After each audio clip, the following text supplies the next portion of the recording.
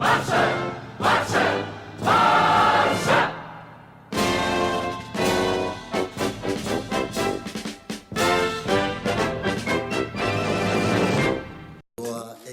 popular in Nigeria. Yeah? After your achievement Good. at Barcelona. Oh, And I was young. Yeah, and you caused massive argument on Nigerian Twitter space.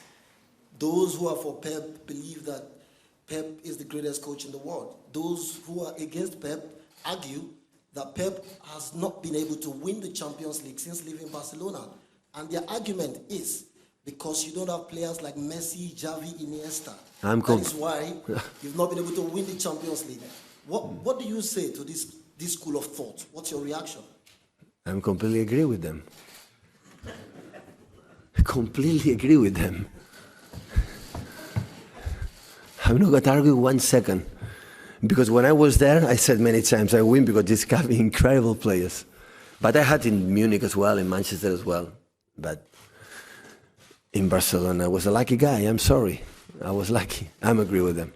Hey guys, welcome to Black United. Welcome to another video. And well, after what you just saw, and that very surreal piece of clip that I was grabbing from BT Sport about a match day interview when Manchester City were going to face Schalke last season in the Champions League. And what I have to say about it is that it is completely true. What the judgment was asked about Guardiola, about what the journalist was asking Guardiola, that what do you have to say about people that are against you, saying that you only win because of Messi, Xavi, and Iniesta? And it is something that has followed Guardiola everywhere that he's been. He's the only manager in existence that I know of that every time that he doesn't win something, that he doesn't win everything, that he gets asked, it's only because Messi, Xavi, and Iniesta. Like, you only have your success because Messi, Xavi, and Iniesta. You only won the Champions League because Messi, Xavi, and Iniesta. And well, the thing is that it is something that it is very, very annoying to be hearing, and it is complete lie. And the thing is that people start believing it because they say things that are true, but to support a lie. And what are those things that are true? Yes, Guardiola hasn't won a Champions League since being at Barcelona, since he left Barcelona. He hasn't won a Champions League without Messi, Xavi, and Iniesta.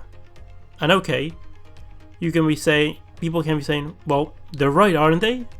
Guardiola hasn't won without Barcelona the Champions League.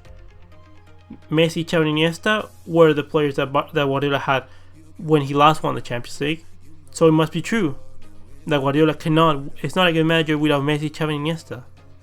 Well, the thing is that, first let me ask you, how many titles, how many Champions Leagues has Messi, Xavi, and Iniesta won without Guardiola? One that I can account for.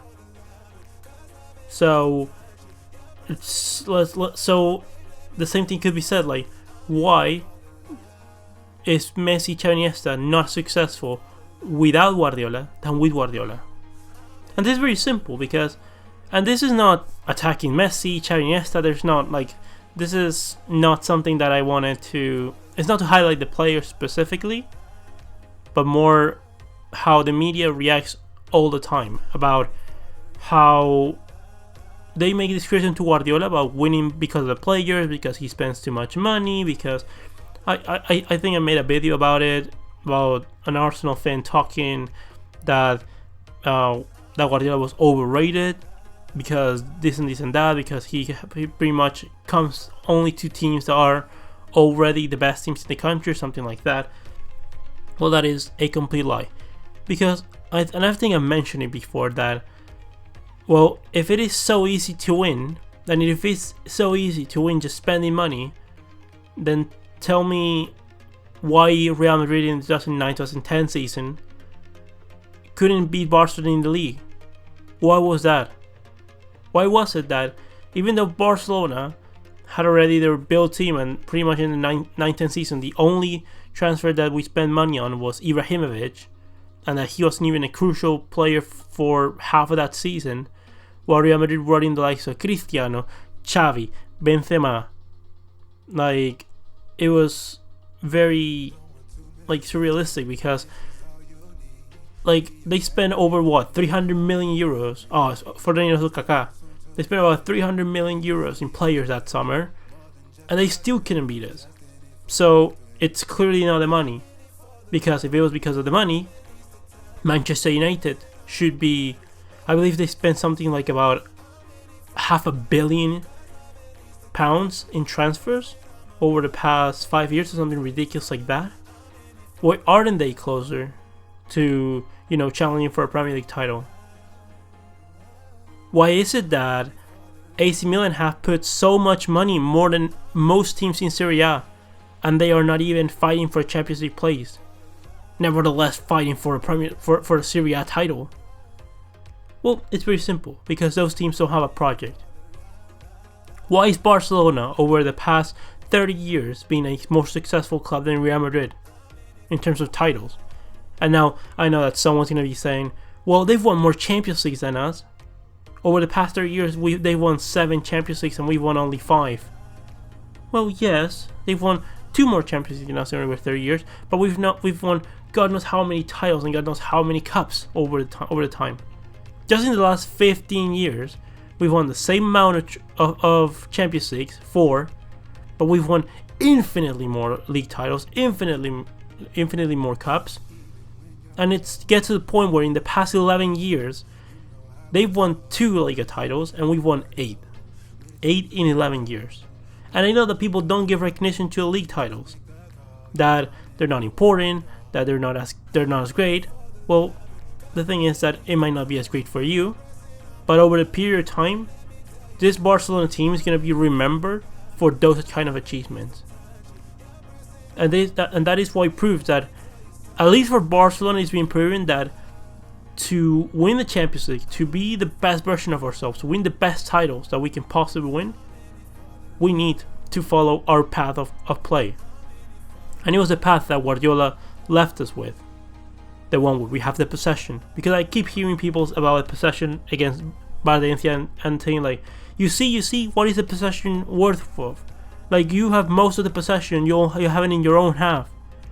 Out of 1,000 passes, you only put 200 passes forward. And yes, we only put about 200 passes forward out of 1,000. They're not telling you the lie that is that on average, Liverpool have been putting 80 passes forward out of their passes completed per game. So you put over half of those, about 2.5 of the passes that Liverpool does, which is the most in world football. They don't tell you that, yes, we lost 2-0 with more possession. But the thing is that, yes, we have the possession on our own side. But why do we have it on our own side?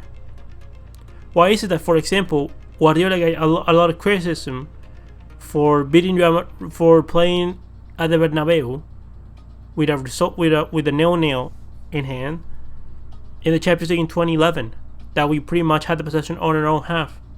It's because Guardiola is not dumb. Because Guardiola, knowing that Real Madrid is very dangerous, that they were unorganized defense and they were very dangerous in the counter-attack, he's not gonna go ahead and attack you carelessly, because he knows that he could get well beaten up if he does that.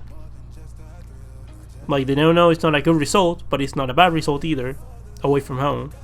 So he rather have a defensive possession and try to attack, but attack carefully so we don't concede in the counter.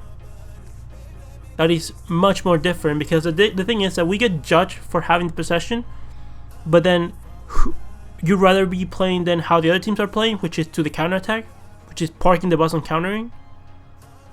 I don't know where the criticism comes. I think every team should play the way that they know best, that best suits their players. And the thing is that our team suits best to play a certain way.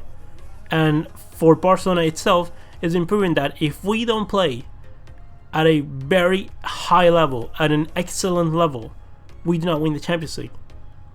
So much in fact that every single season that we've won the Champions League title, we've had to win the league title as well. Meaning that every year that we win the Champions League, Barcelona have to be the best team in the world.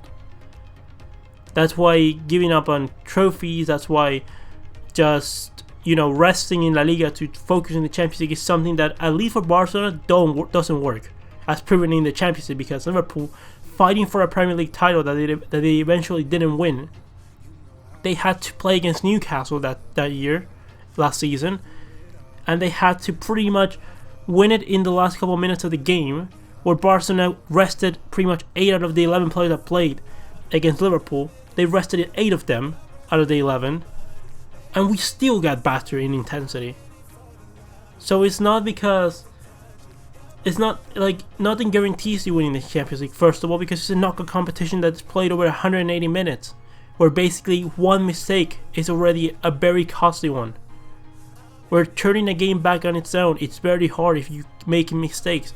One little mistake can cost you over the period of 180 minutes. One mistake, it can cause a problem over 38 match days, but it is, you know, you have room for error. In Champions League, you have very little room for error.